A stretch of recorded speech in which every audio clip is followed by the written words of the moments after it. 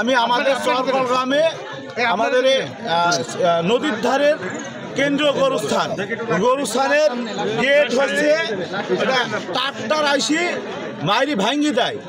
আমি শুনতে পাওয়ার কারণে আমি যাই, যার পরে আমাদের আগামী কিছু ছেলেপিলে যাই সেই গাড়িটা আটকে চাবিটা নিয়ে নেওয়া হয়। এবার নেওয়ার পরে আমরা ওই চাবি নেওয়ার পরে ওইখানে একটু ধস্তাধস্তি হয়। আমরা তখন ওইখান থেকে সরে আসার পরে এসআই খায়রুল সাহেবকে ফোন দিই।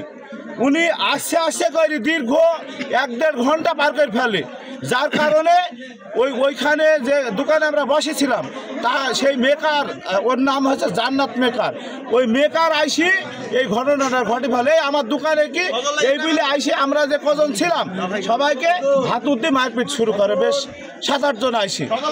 আমরা এখানে কাজ করতেছিলাম, হঠাৎ করে আইসি সব হলো মারামারি।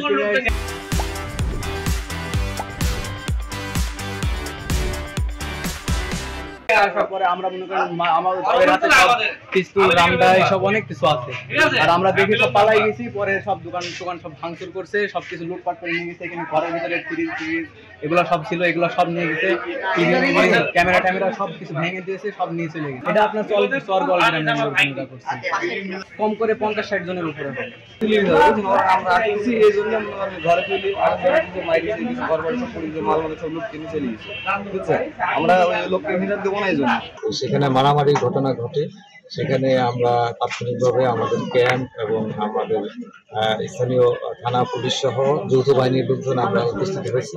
তো সেখানে একজন নিহতের ঘটনা আছে, আমরা আইডেন্টিফাই করতে পেরেছি যে কারা এর সাথে জড়িত এই বিষয়টি।